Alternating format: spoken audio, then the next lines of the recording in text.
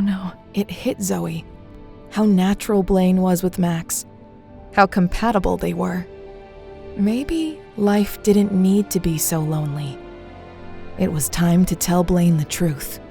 When Blaine asked Max if he wanted to introduce him to his beautiful mommy, the little guy was excited by the idea. Yes, Dr. Dexter, come meet my mommy. Unexpectedly, as soon as the two of them walked into the hospital's lobby, they bumped into Sophia. And even more unexpectedly, Blaine's mother, Catherine Dexter, was with her. Mom? When Blaine saw the dignified and graceful woman opposite him, he was pleasantly surprised. His mother was hard to get close to, and he wondered why she had come. What are you doing here? Son. When Catherine saw her precious son, whom she hadn't seen for a very long time, she was so excited that her eyes welled up with tears. She reached out and hugged Blaine. I missed you so much. I missed you too, Mom. Why didn't you give me a call when you knew you were coming here? I just got off work. We could have missed seeing each other. Blaine replied. Your mother said that she wanted to surprise you, Blaine, so I didn't call ahead, Sophia explained with a smile on her face.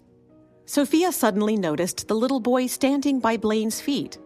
Wow, where did this child come from? He's such a little cutie. Hello. Max greeted Sophia with a shy smile.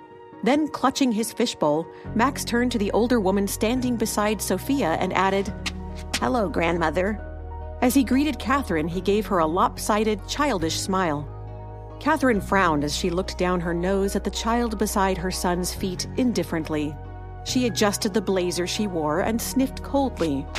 Grandmother is not a name this child should be calling me. The sensitive Max's smile faltered. He didn't understand why the lady seemed not to like him.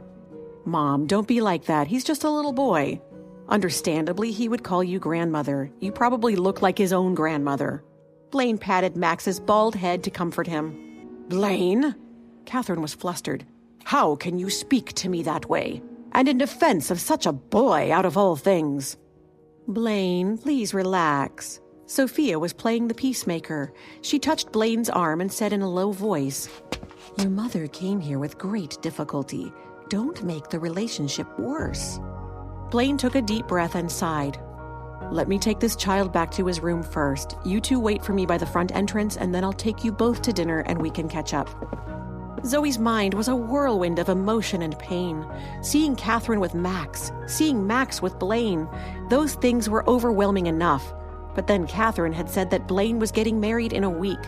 1 week. 1 week until Blaine was truly lost to her forever.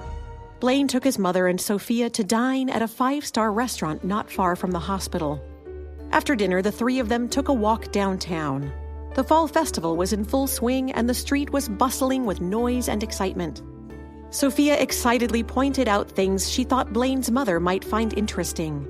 Blaine, however, was bored and wandered off to have a moment to himself. As Blaine walked, he noticed an umbrella pavilion set up on the corner. Next to it stood a man dressed in a cartoon costume of a bald man. The costume man was vigorously promoting the box of condoms in his hand. Drawing a little closer, Blaine decided, no, not a man after all. The person inside the costume was a woman. Blaine could hear her trying hard to promote the condoms in her hands. Don't miss out! Luxurious comfort, super thin experience, textured interior. Why did her sincere voice sound so familiar? Blaine suddenly stopped.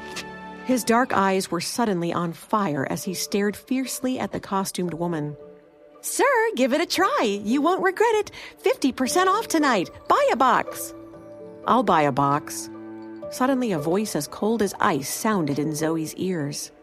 The smile on Zoe's face, which was covered by the head of her costume, froze on the spot before disappearing completely. Oh my God, why was Blaine here? Blaine's increasingly furious eyes were glaring at Zoey. She knew that he'd recognized her. Just as Zoey was about to remove the head of her costume to argue to the death with Blaine, she caught sight of Sophia approaching. And Catherine was with her. Zoey panicked. Her face turned pale under the costume. Then Zoey did the only thing she could think to do. She ran.